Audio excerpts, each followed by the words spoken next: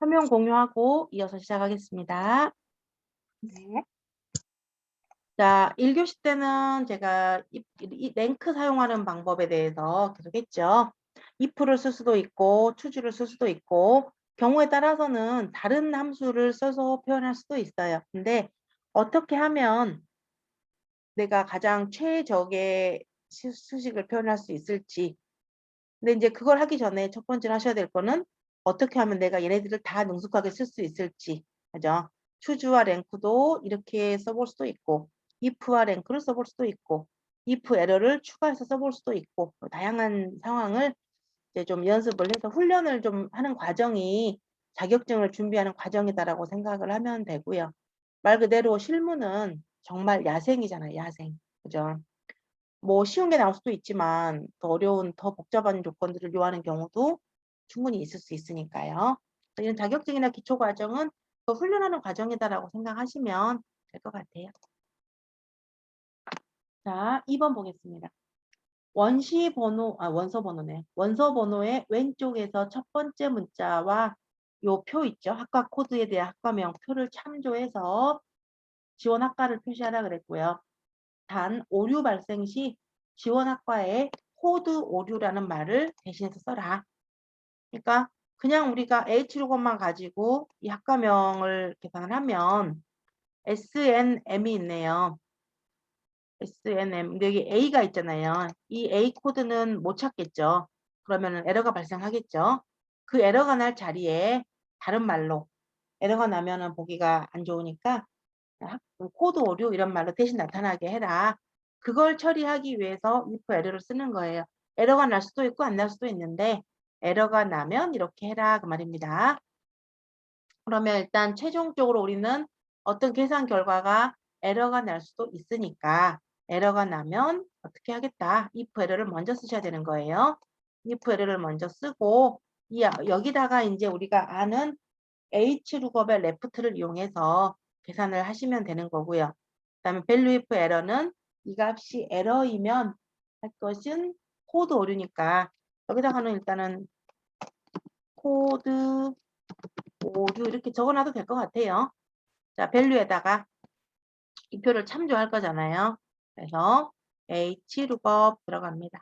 함수 추가해서 hlookup에다가 자, 지금 우리는 밑에 참조할 표가 이 표를 참조하기 위해서 hlookup이에요. 여기에 보면 학과 코드에 따라서 학과명을 구하는데 학과 코드는 원서 코드에 있는 맨 앞에 글자를 의미한다. 그래서 left 함수가 필요하겠죠. 왼쪽에 한 글자만 추출해야 되니까 left 함수 추가해서 자, 텍스트는 이 원서 번호가 될 것이고요. M-120 그 다음에 넘차지는 개수니까 한 글자만 추출을 하면 되죠. hlookup으로 나가서 테이블 어레이라는 것은 참조할 표예요. 요 표를 참조할 거죠. 이 범위는 바뀌면 안 되니까 우리가 F4 고정이 들어가야 되고요. 로우 인덱스 넘버라는 것은 행번호. 지원 학과를 구할 건데 지원 학과가 밑으로 두 번째 있죠. 그래서 2라고 적어주는 거죠. 레인지 룩업은 찾는 방법입니다. 정확하게 일치하냐 비슷하게 일치하냐를 찾는 건데 여기에 문자열이죠. 기준이. 여기를 보면 돼요. 첫 번째 칸.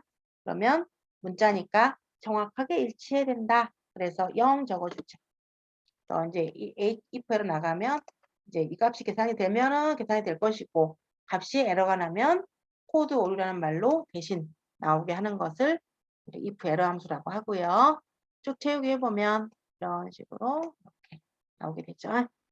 A로 시작하는 학과는 없으니까 코드 오류가 나오는 거죠. 에러가 나도 뭐 놔두고 싶다 그러면 if를 안 써도 상관없습니다. 그것은 상관없어요. 3번 볼게요. 판매 총액이 많은 5개 제품은 재생산, 나머지는 생산 중단으로 표시를 해라.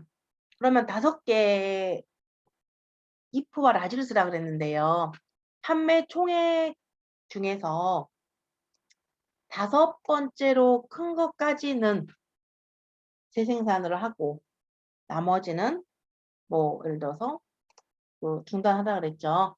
이런 거를 이제 판단하고 싶어요. 그러면 뭐 if를 일단 쓰라 그랬고 뭐뭐 이면이라고 조건이 있기 때문에 if를 쓰고요. 그래서 자 판매 총액이 5번째로 큰 값을 구하려면 라지 함수를 써요. 몇 번째로 큰 값을 구할 때 쓰는 함수가 라지인데 자 이걸 어떻게 표현해야 될까요? 판매 총액이 많은 5개. 그러면 이 판매 총액하고요. 첫 번째는 판매 총액하고 라지 값하고 비교를 해요. 그래가지고 이 판매 총액이 라지 값보다 더 크거나 같으면 그 몇 번째로 큰 거 안에 들어가는 것이 되는 거죠. 요 말이 이해되신가요? 이 판매 총액이 이 라지로 구해진 이 값이 있을 거예요. 라지로 몇 번째로 예를 들어서 내가 5번째로 큰 값을 구하겠죠. 그러면 5번째로 큰 값하고 이 판매 총액하고 비교를 해야 되겠죠. 그래서 이 값이 더 크면 5번째로 큰 거 안에 들어가게 되는 거죠. 그죠? 그래서 이 판매 총액이 먼저 클릭을 하고 판매 총액이 크거나 같다. 뭐보다 크거나 같냐면요. 이 판매 총액 중에 5번째로 큰 값보다 크거나 같아요. 그러려면 라지를 쓰면 된다 그랬죠. 몇 번째로 큰 값. 그래서 함수 추가해서 라지 해서 자 어레이는 범위예요. 어디에서? 이 판매 총액 중에서 자 채우기 할 거죠. 채우기 할 거고 요 범위는 밑으로 잡았기 때문에 바뀌면 안 되겠죠. 그래서 F4가 들어가야 됩니다. 그래서 K에다가 5라고 써요. 이렇게. 그러면 요 중에서 5번째로 라지 큰 값이 구해지는 거잖아요. 2% 나가볼게요. 요 C17 값이 이 판매 총액이 5번째로 큰 값보다 더 크거나 같으면 그러면 첫 번째로 큰 거, 두 번째로 큰 거 뭐 이런 게 다 되는 거잖아요. 그래서 5번째로 큰 것보다 크거나 같으면 이 값이 더 큰 거잖아요. 그래서 이러면 재생산이라고 하고 아니면 생산 중단 이렇게 표현할 수가 있겠죠. 이런 식으로 이렇게 쭉 끌어주면 되겠네요. 자, 이렇게 할 수도 있고요. 우리가 아까 랭크 해봤잖아요. 5번째로 큰 값을 뭐 순위를 구해서 순위가 5등까지는 뭐 재생산 아니면 판매 중단 이렇게 할 수도 있겠죠. 자, 그러면 요거는 옆에다가 제가 if와 랭크를 써가지고 한번 해볼게요. 자, if를 쓰고 순위를 구하기 위해서 랭크를 씁니다. 랭크 오늘 랭크 많이 나오네요. 자, 넘버는 순위를 구하려는 수예요. 판매 총액에 대한 순위를 구하는 거죠. 그리고 ref는 범위, 판매 총액 중에서 몇 번째냐. 이 범위 바뀌면 안 되죠. F4. 큰 게 1등으로 저는 순위를 구하고 싶어요. 그러면 0이나 생략을 하면 됩니다. 2% 나가요. 이 순위를 구해서 순위가 5등까지죠. 그러면 1, 2, 3, 4, 5등이죠. 5보다 숫자가 작거나 같죠? 작거나 같다 5 이렇게 5보다 작거나 같으면 재생산을 해요. 5등에 속하는 거니까 아니면 판매 중단을 하는 거죠. 그렇게 해도 돼요. 같은 결과가 나오죠. 그래서 랭크를 쓰는 수도 있고 순위를 구하는 거니까 아니면 여기처럼 몇 번째로 큰 값을 구해 가지고 이 값과 몇 번째로 큰 값을 비교를 하는 방법도 있겠죠. 또 이거 수식을 설정하고 정의하는 것은 여러분들이 다양한 방법으로 설계할 수 있어요. 꼭 이 방법만 된다 이렇게만 해야 된다고 막 외우거나 그러실 필요는 없다는 거죠. 저는 이 두 가지 방법을 다 표현했는데 접근을 하기에는 요 방법도 나쁘지는 않을 것 같은데 여기 이제 시험 문제에서는 자격증 책에서는 뭐 라지를 좀 쓰려고 일부러 의도를 한 것 같아요. 자, 그거 있고요. 4번 보시면 총점이 가장 높은 사람은 최고 점수, 가장 낮은 사람은 최저 점수. 그렇지 않으면 뭐 공백 이렇게 하라 그랬네요. 그러면 일단 총점이 이 총점 중에 최고 점수가 되려면 맥스 값이랑 같아야 되죠. 자, 제가 또 아까 요것처럼 간단하게 설명을 좀 하면, 자, 총점이 최고 점수, 가장 높은 사람이 최고 점수가 되려면 이 총점 값이 이 총점들의 최대값이랑 같으면 돼요. 그죠? 그러면은 최대값이 되는 거죠. 총점이 같다. 뭐랑? 최대값이랑. 그러면 얘가 최대값이 되는 거고요. 또 총점이 최소값이랑 같으면 최소값이 되는 거죠. 그렇게 생각하시면 될 것 같아요. 자, 그러면 조건이 있으니까 뭐뭐이면이라는 말이 나오면 무조건 if 나와야 된다고 했습니다. fx 눌러서 자 if 한번 들어볼게요. if에 들어가셔서 자 첫 번째 조건이 뭐냐면 총점이 같다. 뭐랑 이 총점들의 최대값이랑 같다 하면 그래서 max가 나오죠. max는 제일 큰 값을 구할 때 쓰는 거예요. 최대값을 구할 때 씁니다. 그래서 이 총점들의 최대값이랑 같아야 되는 거고요. 마찬가지로 밑으로 나오고요. 채우기를 할 거죠. 밑으로. 그러면 이 범위는 바뀌면 안 됩니다. 그래서 F4 들어가야 되겠죠.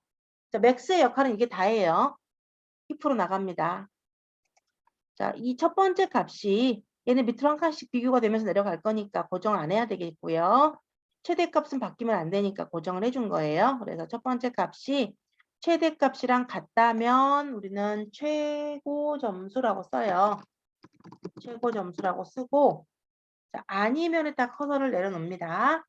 다시 if를 추가를 해요.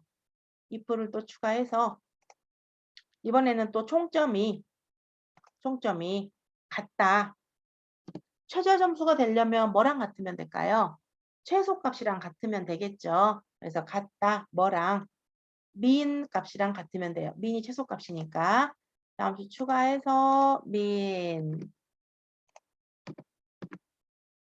민에 들어가서 마찬가지로 최소값을 구할 범위를 잡아줍니다. 우리는 총점 중에서 몇 번 제일 작은 값 찾는 거고요. 마찬가지로 아래로 잡았고 아래로 채우기 하니까 이 범위는 고정이 된다. 자, 앞에 2% 나가요. 그래서 이런 조건을 만족하게 되면 이 값이 최소값이랑 같다면 뭐가 돼요? 최저 점수가 되는 거죠. 그죠? 아니면 공백이 되는 겁니다. 큰 따옴표 2개. 이렇게 해서 채우기를 해보면 제일 높은 값은 최고 점수라고 나올 거고 제일 낮은 값은 최저 점수라고 이렇게 구해지게 되죠. if를 이용해서 이런 식으로 우리가 계산을 해서 표현을 할 수가 있어요. 이렇게 우리 함수 파트를 쭉 한번 살펴봤고요. 이제 어디를 좀 보냐면 우리 함수 사전이 있어요. 책의 맨 뒤쪽에 보시면 함수 사전이라는 게 있는데요. 파일에서 열기 하시면 우리 이론 있고 함수 사전이라는 여기 챕터가 있죠.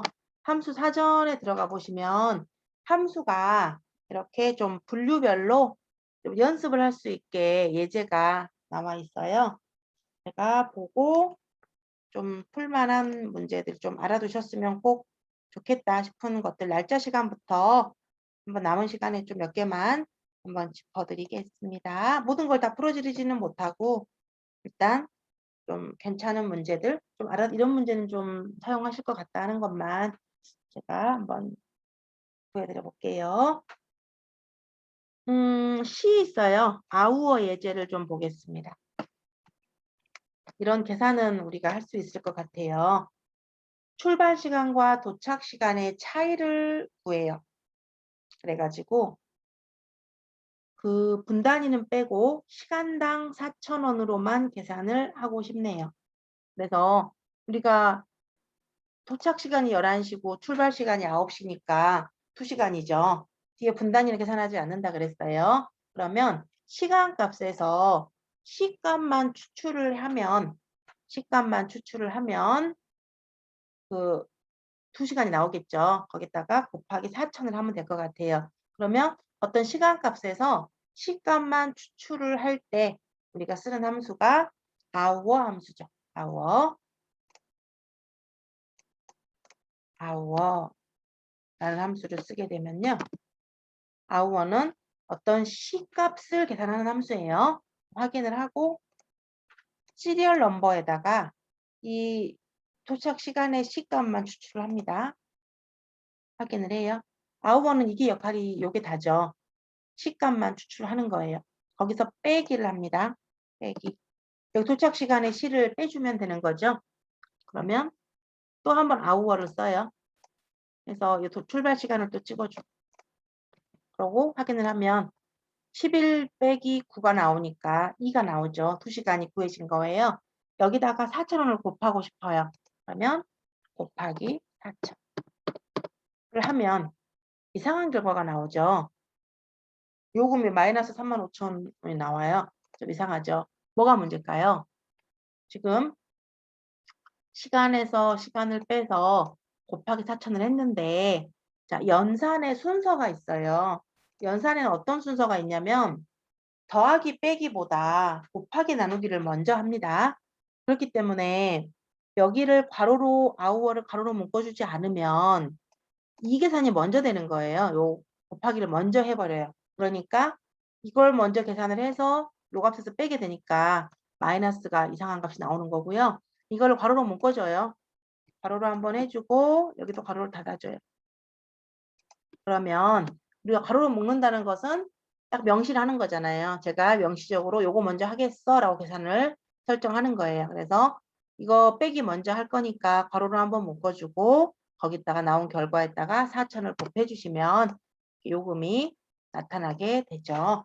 이렇게 계산을 하시는 거 많이 어려운 문제는 아닌데 이런 계산들을 우리가 좀 할 수 있어야 될 것 같아서 제가 말씀을 좀 드려봤고요.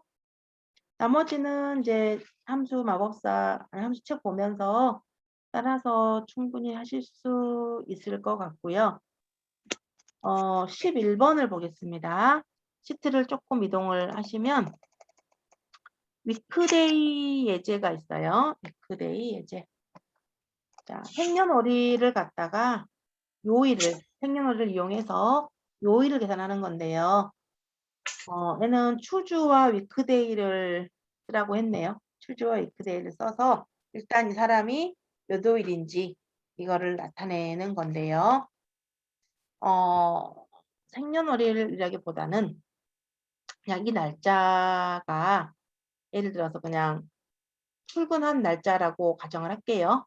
출근한 날짜 좀 67년은 이상하지만 그냥 대충 알아먹게요, 우리. 이 날짜가 몇 월인지 판단을 하고 싶어요. 그래서 그 요일이 일요일이면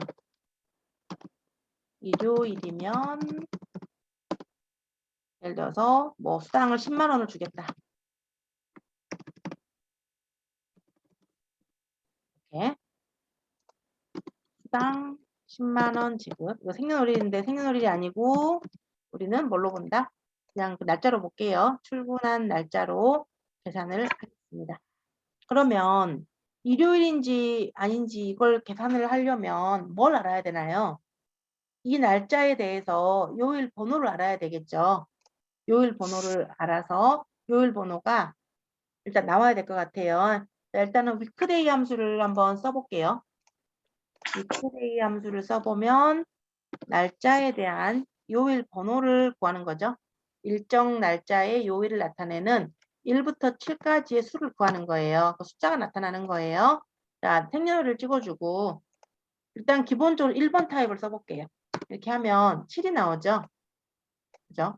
숫자가 나오는 것은 우리는 1번 타입을 썼기 때문에 1이 나오는 게 일요일이에요. 7이 나오면 토요일입니다. 이렇게 번호가 나오는 건데요. 만약에 요 값이 1이면 우리는 일요일로 보니까 수당을 10만 원을 주겠다. 그러면 조건이 있잖아요. 그죠? 위크데이는 일단 이제 지우고 조건이 있기 때문에 if를 씁니다. if에다가 위크데이를 중첩을 해요. 그래가지고 아까 날짜 1번 타입으로 표현했어요. 자, 2% 나갑니다. 그래서 이것이 자, 일요일이다라는 거를 아까 판단하는 기준은 숫자였잖아요. 일요일이 1번이었죠. 1번 타입을 썼으니까. 그러면 일요일이 되려면 이 날짜 번호 값이 는 1이면 되죠. 그죠? 여기에 1과 는 1의 1은 다릅니다. 앞에 있는 1은 이 날짜에 대한 요일 번호를 1번 타입으로 구한 1이고요. 뒤에 1은 그 값이 1이다라는 거예요. 이러면은 우리가 10만 원을 주겠다는 거죠. 아니면 그냥 0원으로 할까요? 그러면 다 0이고 한 사람만 이렇게 10만 원을 받게 되는 거예요. 이런 수당 같은 거 계산할 때 이렇게 위크데이라는 함수를 써가지고 날짜에 대한 요일 번호를 계산합니다. 요거 이해되신가요? 이런 것도 많이 써요. 위크데이 활용해서 위크데이는 요일 계산하는 거기 때문에 우리가 일상적으로 요일 가지고 뭘 판단할 때는 주말인지 휴일, 평일인지를 구분하는 걸 가장 많이 사용을 하죠. 그죠? 주말인 경우는 아무래도 수당이 조금 더 붙잖아요. 그죠? 그럼 여기다가 토요일이거나 일요일이면 어떻게 될까요? 토일에 해당하면 10만 원을 주고 싶어요. 그러면 여기서 수정을 한다고 치면 첫 번째 거에다 클릭을 하고 FX를 누르셔가지고 자 여기다 0이 아니면에다 놔두고 다시 또 if에 위크데이를 또 써요. 그죠? if에 위크데이를 또 써서 날짜에 대한 요일 번호를 또 찍어서 if로 나가가지고 이것이 7이면 또 되죠? 7이면 토요일인 거잖아요. 그러면 10만 원 아니면 0. 이렇게 하면 토요일이거나 일요일이면 내가 10만 원을 줄 수 있는 상태가 되는데 자, if의 위크데이, with의 위크데이 이게 두 개가 나왔잖아요. 그러면 이거를 어떻게 하면은 조금 더 간단하게 표현할 수 있을까요? 지금 1번 타입을 썼더니 위크데이에 1번 타입을 썼더니 일요일이 1번이 되는 거잖아요. 그러면 토요일은 7번이 되는 거예요. 근데 위크데이에 2번 타입을 쓰게 되면은 월요일이 1번이 되죠. 그러면 토요일이 6번, 일요일이 7번이 되겠죠. 자, 그래서 자, 이걸 하나로 처리하기 위해서 다 새로 할게요. 새로 한번 지워버리고 자, 먼저 if를 쓰고 위크데이를 쓰는데 날짜를 찍고 꼭 1번 타입을 쓸 게 아니고 토일이 같이 붙어 있는 걸로 처리를 하려면 2번 타입을 쓰는 게 편하죠. 2번 타입을 써가지고 if로 나가서 이게 어떤 조건을 만족하게 되나요? 토요일은 6번, 일요일이 7번이잖아요. 2번 타입을 쓰게 되면 그러면 숫자는 크거나 같다 6이라고 쓰면 되죠. 어차피 숫자 위크데이는 7번까지만 돌 거니까 6 아니면 7이 되니까요. 크거나 같다 6이라고 이렇게 처리를 해요. 그러면 6보다 크거나 같으면 10만 원을 줍니다. 그리고 아니면 뭐 0을 주겠다. 그런 식으로 해서 처리를 하는 이런 방법을 생각해 볼 수가 있어요. 위크데이를 활용한 예제로는 이런 식으로 어떤 추가 수당을 주는 것, 주말을 판단해서 추가 수당을 주는 뭐 이런 것들을 가장 많이 활용한다. 이렇게 보시면 될 것 같아요. 그런 예제들이 많이 쓰일 것 같고요. 그러니까 날짜 시간 쪽에서는 아까 방금 말씀드린 대로 어떤 요금 계산하는 거, 어떤 시간이나 분 같은 거 이용해서 요금 계산하는 게 있고요. 그다음에 이런 위크데이 가지고 날짜에 대한 요일 번호 판단하는 이런 것들도 해볼 수 있을 것 같고요. 뒤에 논리 예제를 보시면 논리 예제는 되게 많아요. 예, 김혜영님 말씀하세요. 선생님 어려운 게 있는데 요거 네. 하나 풀어주시면 안 될까요? 어떤 문제예요? 카운트 if인데요. 네. 카운트 if인데 문제가 헷갈려가지고 어떤 문제예요? 어디 200, 파트예요? 200 함수 사전에 288페이지예요. 네, 맨 뒤쪽이네. 네. 네. 13번인데요. 네. 근무 점수가 70점 이상 80점 미만 사람 수 구하기. 70점 이상 이건 80점 미만. 네. 네네. 첫 번째를 잠깐만요. 제가 여기 비슷한 거를 한번 찾아가지고 볼까요? 그냥 쓰는 게 빠를 수도 있겠다. 잠시만요. 혹시 파일이 어떤 거예요? 통계 함수인가요? 잠깐만요. 통계 함수 쪽 같은데 말씀하신 게? 예, 통계 함수요. 잠시만요. 파일을 좀 열고 일단 저 질문 나온 거 먼저 하나 좀 해드리고 할게요. 네. 이 문제죠, 이 문제. 60점대인데 여기서는 70점대로 처리를 해서 한번 해볼게요. 자, 요거 질문 나온 거 한번 같이 한번 해볼게요. 자, 점수가 70점대의 인원수를 계산을 하고 싶어요. 여기 점수들 중에서 70점대에 속한 인원수. 우리가 말한 것은 여기 이거 하고요. 하나밖에 없나요? 70점대 요거 두 개. 그죠? 두 개가 나오면 됩니다. 자, 일단은 70점대라는 말이 뭔 말인가를 이해를 하셔야 되겠죠. 70점대라는 의미가 무슨 말일까요? 70점대. 어떤 수직선이 있어요. 여기가 70점, 80점, 90점 이렇게 있겠죠. 160점대도 있겠고 70점대라는 말은 70점 이상이면서 80점은 포함이 안 되는 요 사이를 이야기하는 거죠. 그죠? 70점 이상이면서 80점보다는 작은. 제가 동그라미를 까맣게 칠한 것은 포함이고 80점은 동그라미 안에 안 칠했잖아요. 그건 포함이 아닌 거예요. 그러면 일단 이 말을 그대로 표현해 보면 70점대라는 말은 70 이상이면서 80 미만이라는 뜻이죠. 그죠? 80, 70 이상이면서 80 미만에 속하는 거를 우리가 70점대라고 표현을 하잖아요. 이거는 먼저 어떻게 보냐면 count ifs 함수를 쓰면 되겠죠. 일단은 제가 두 가지로 할 건데요. 먼저 첫 번째가 count ifs라는 함수가 있어요. 조건이 두 개고 그 두 가지를 모두 만족해야 되기 때문에 fx 눌러서 자, count ifs라는 함수를 들어가 볼게요. count ifs. 자, count ifs는 범위의 조건 이렇게 적어주면 돼요. 크리테리아 레인지 1이라는 것은 첫 번째 조건 범위예요. 이거는 근무 점수 중에서가 되는 거고요. 첫 번째 조건은 70 이상이에요. 크거나 같다 70이 되는 거죠. 두 번째 조건 범위는 이제 근무 점수 중에서 자, 80점보다 작은 게 되죠. 그죠? 요 말이죠. 확인. 자, 두 개가 나오는데요. 다시 보시면 이 범위, 점수 중에서 70점 이상 또 이 범위 중에서 80점 미만에 해당하는 거라고 처리를 하시면 됩니다. count ifs를 사용하시면 이렇게 되는데 이제 가끔 문제가 자격증 문제를 풀다 보면 어떤 문제가 나오냐면 count if를 사용하라는 문제가 나와요. 왜 이게 이런 문제가 나오냐면요. count ifs는 오피스 2007인가부터 처음 등장한 함수예요.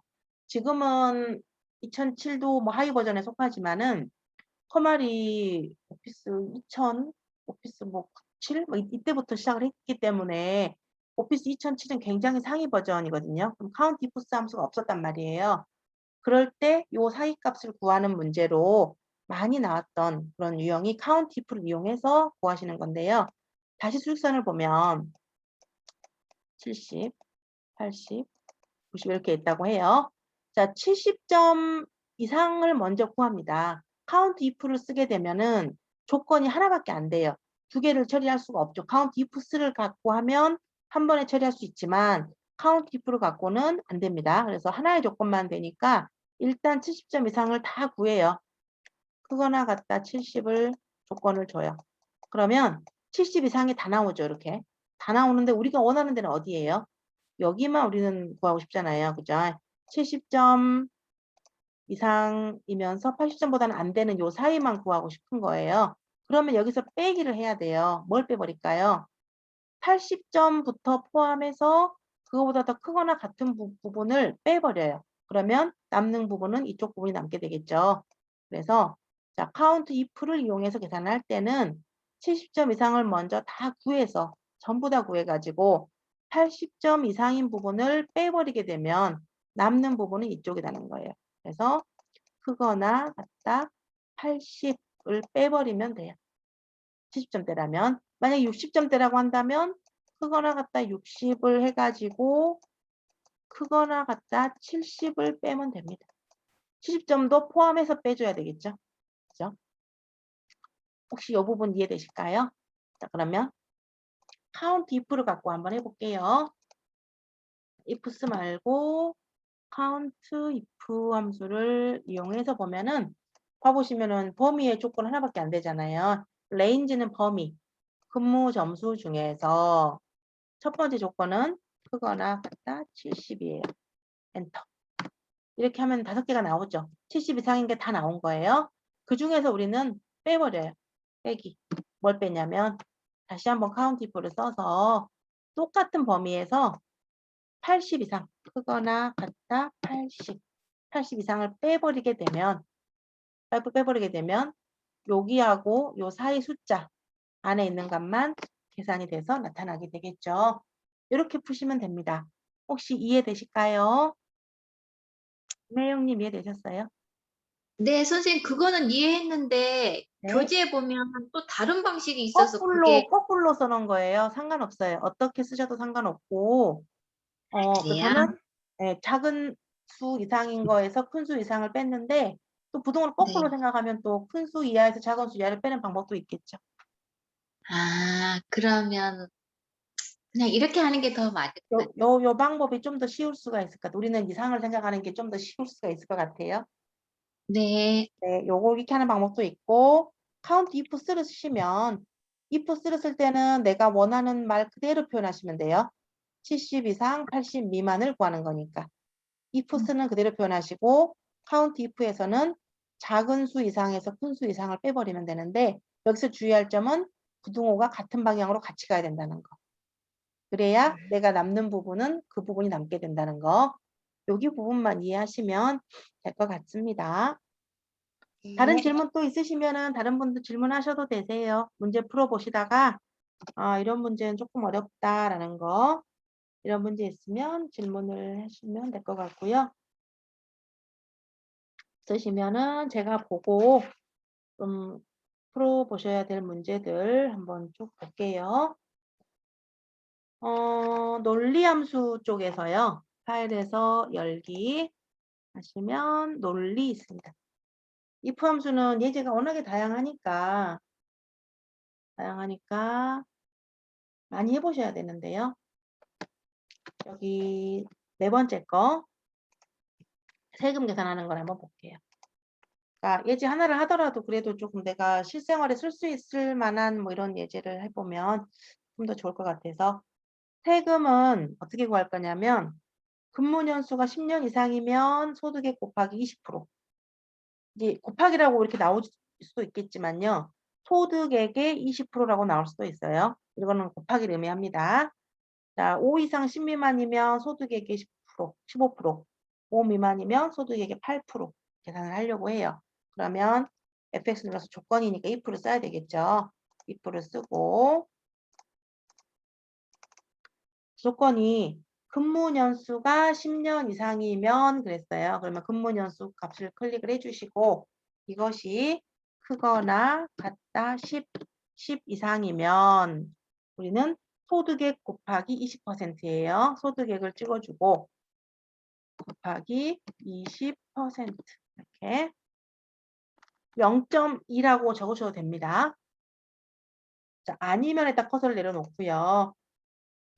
이번에는 5 이상 10 미만인데 앞에서 10 이상이 나오고 뒤에 10 미만이 또 나왔잖아요. 그러면 10 미만은 필요 없는 말이다 그랬죠. 5 이상만 처리하면 자동으로 10 미만까지 계산이 되는 거예요. 앞에서 10 이상을 했기 때문에. 자, 그러면 또 커서 놓고 다시 if 똑같이 근무 년수가 첫 번째 걸 찍는 겁니다. 이제 5 이상이면 크거나 같다 5 이상이면 소득액 곱하기 15%. 곱하기 15%를 하고요.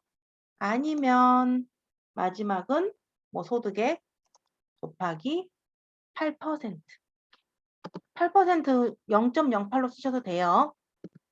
8% 이런 식으로 해주면 이제 어떤 세금 같은 것이 계산이 되겠죠. 소득액에 따라서 이런 걸 판단하는 이런 예제도 좀 연습을 해보실 수가 있을 것 같고요.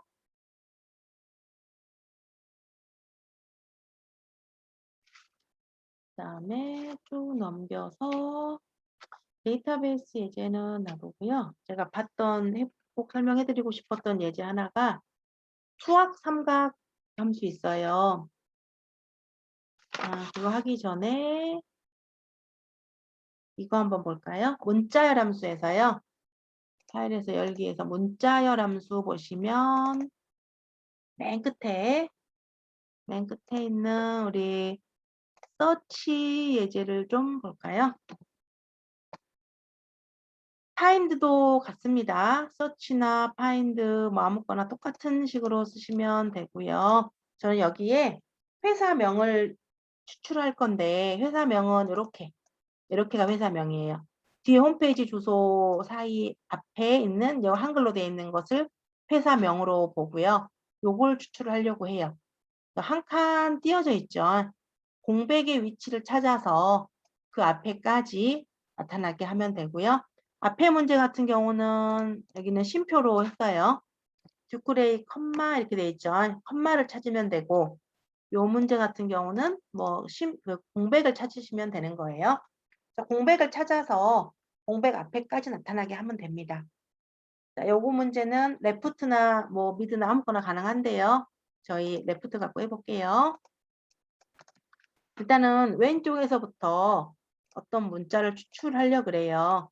텍스트는 여기에서 이 문자열에서 몇 개를 나오게 할 건지가 다 다르다 그랬죠. 상황이. 딱 5개라고 정하면 좋지만 그러면은 요 더 라임 같은 경우는 한 칸 띄고 C까지 나와버리고 그런 상황이 있기 때문에 어떤 위치가 어떤 값에 따라 상대적으로 달라지게끔 구하셔야 되는 거예요. 그래서 여기 넘 차지에다가 개수를 딱 내가 숫자로 적는 게 아니고 어떤 값에 의해서 나오게 할 거고요. 우리는 이 한 칸의 공백의 위치를 찾아서 그 공백 앞에까지 나오게 할 거예요. 공백의 위치를 찾을 때 서치나 파인드 둘 다 가능합니다.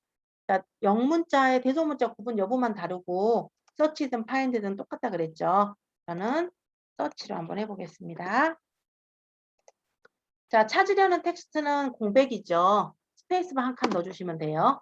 공백은 스페이스바 한 칸 해주시면 되고 미드인 텍스트는 여기 문자열 추출하려고 하는데 A3셀이죠.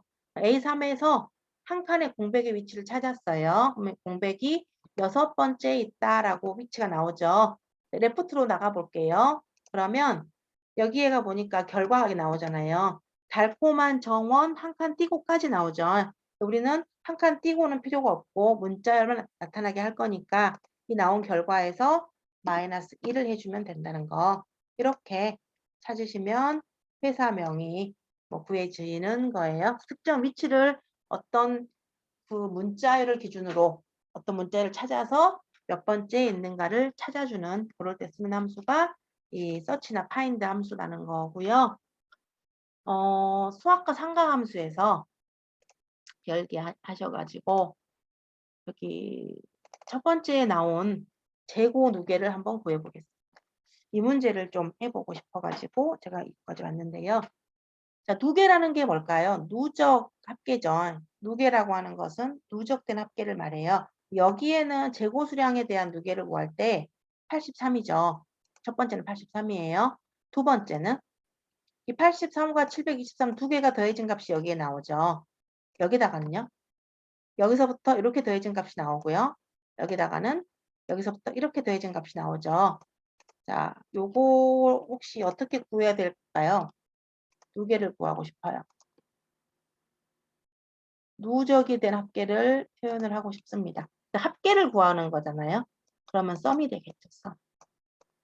합계를 구할 때는 썸이라는 함수를 써요. 자, 첫 번째 값은 어디서부터 어디까지의 합인가요? D4에서 D4까지의 합이죠. 여기다가는. 두 번째 칸에는 또 합을 구하는데 D4에서 D5까지 합이죠. 그죠? 여기다가는 요거 두 개를 더한 값이 나오니까 여기다가는 뭐가 나와야 돼요? 썸에서 D4에서 D6까지의 합이죠. 여기다가는 여기서부터 이렇게 합이죠. 여기다가는요. 썸 D4에서 D7의 합이죠. 그죠? 이렇게 하나씩 지금 여기서부터 이렇게 늘어나고 또 여기서부터 이렇게 늘어나고 계속 하나씩 늘어나잖아요. 그것이 누계잖아요. 누적이 된 합계예요. 이걸 갖다가 어떻게 하나의 수식으로 표현을 해가지고 자동 채우기를 할 수 있을까? 자, 지금 시작 위치가 다 T4죠. T4로 전부 다 동일해요. 자, 어디만 바뀌었나요? 밑에 위치만 바뀌었죠. 자, 여기는 D4부터 D4까지, 여기는 D4부터 D5까지, 자, D6까지, D7까지. 처음 시작 위치는 똑같고 이 뒤에 값들만 하나씩 늘어났죠. 그러면 이 수식을 자, sum D4는 똑같으니까 고정을 할 수 있겠네요. 그죠? $D, $4 이렇게 고정을 하고요. 첫 번째 값에다가 여기다가요. D4, D5, D6, D7 이렇게 바뀌려면 얘는 무슨 참조인가요? 상대 참조를 이용한 거죠. 그러면 D4 이렇게 써요. 자, 똑같은 D4부터 D4까지 합을 첫 번째에다 구하는데 하나는 고정을 해놓은 거예요. 고정을 해놨기 때문에 여기서 안 바뀌죠. 얘는 고정 안 했기 때문에 한 칸씩 D5, D6 이렇게 내려가겠죠. 그죠? 그래서 누적 합계를 하시려면 수식을 이렇게 적어주시면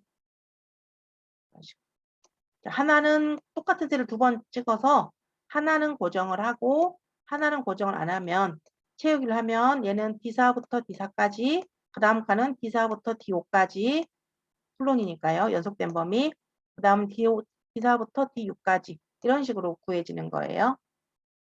이런 원리로 누계를 계산하시는데 자, 썸을 쓰겠습니다. 합계니까 썸입니다. 요 누적합계 알아두시면 편하실 거예요. 썸에 가셔서 자, 재고 수량 첫 번째 값을 하나 찍어요. 그리고 Shift 키 누른 상태에서 콜론 있어요. 콜론. Shift 키 누르고 콜론을 하게 되면 콜론은 그 땡땡 있는 거 L자 뒤에 Shift 키 누르고 콜론을 하게 되면 같은 셀이 한 번 더 찍힙니다. 그죠? 자, 다시 한 번만. 첫 번째는 하나의 셀을 찍고요. D3을 찍고 Shift 키 누른 상태에서 콜론을 하게 되면 같은 셀이 한 번 더 나옵니다. 그죠? 자, 그러면 우리는 아까 어디를 고정을 했죠? 이 앞에 있는 블럭을 하나만 잡아요. 블럭을 하나만 잡아가지고 이 앞에 있는 값만 고정을 시켜줘요. 그러면 앞에 값은 가만히 있고 뒤에 값은 채우기 할 때마다 숫자 하나씩 밑으로 바뀌겠죠. 그렇게 되면 누적 합계가 된다는 거예요. 확인. 그래서 이렇게 끌어주시면 누적이 된 이런 형태로 계산을 할 수가 있어요. 이 누계는 이런 식으로 우리가 구해 볼 수가 있습니다. 요거 알아두시면 굉장히 유용할 거고요. 서미프나 이런 거 할 때도 누적 합계를 조건에 맞는 것만 누적 합계를 이용해서 구해보는 것도 가능하고 중요한 거는 이런 원리로 쓰셔야 된다는 거. 누계라는 것은 하나는 고정, 같은 값을 두 개 찍어서 하나는 고정, 하나는 고정을 안 하고 고정 안 하는 것만 한 칸씩 바뀌게끔 상대 참조로 해주면 누적이 되는 형태가 되는 거고요. 이게 콜론이 중간에 있잖아요. 콜론이 연속된 범위이기 때문에 여기서부터 여기까지가 되니까 누계의 의미로 계산이 될 수가 있어요. 누적 합계까지 함수를 좀 설명을 드리고 나머지 함수들은 이제 우리 복습하신다 생각하면서 함수 사전을 쭉 한번 천천히 쌤들께서 해보셔야 될 거예요. 함수 사전을 해보셔야 조금 함수 사용법이나 이런 것들이 숙지가 되실 겁니다. 짝꿍이로 잠깐 멈추고요. 자, 이렇게 일단은 함수를 우리 커말 2급 책에 나온 함수는 이제 쭉 한번 훑어봤어요. 한번 해보고 한번 이렇게 설명했다고 다 알지는 못하겠지만 이제 앞으로 또 여러분들께서 공부를 하시면서 계속 연습하고 복습하셔야 되는 그런 부분이에요. 이제 우리가 3번 남았잖아요. 일단 다음 시간에는 우리 매크로 부분하고 차트 부분을 조금 설명을 좀 할게요. 매크로하고 차트 부분 조금 하면 내일 모레 수업은 매크로 차트 하면 이제 종료가 될 것 같고요. 남은 시간에는 제가 그 실무 예제 하나 또 저번에 우리 급여명세에서 한 것 같이 그런 실무 예제를 좀 하면서 좀 종합적으로 실습을 할 수 있는 그런 시간을 좀 가지는 게 좋지 않을까 생각이 들고요. 자격증 책에 있는 모의고사는 시험 준비하시는 분들 연습해 보시면 될 것 같고 꼭 내가 시험을 준비할 목적이 아니다고 한다면 그 모의고사 책보다는요. 요 기본 책 있죠. 우리 요거 기본 교재. 잘 안 보이네요. 기본 교재 이거를 처음부터 다시 쭉 연습을 한두 번 정도 해 보시면 좀 도움이 많이 되지 않을까 그런 생각이 들어요. 그래서 내일 모레 목요일 수업은 매크로 차트하고 그다음 수업은 이제 실무 예제로 좀 정리하는 그런 시간으로 마무리를 하면 될 것 같고 하시다가 이렇게 질문 있거나 하시면 우리 이렇게 손들기나 채팅 또는 단톡방 뭐 자유롭게 말씀하시면 되고요. 제가 좀 이따가 혹시 그 필기 서머리 된 거 좀 올려드릴 테니까 한번 공부해 보시면은 좋을 것 같아요. 자, 질문 없으시면은 여기까지 마치겠습니다. 수고하셨습니다. 감사합니다.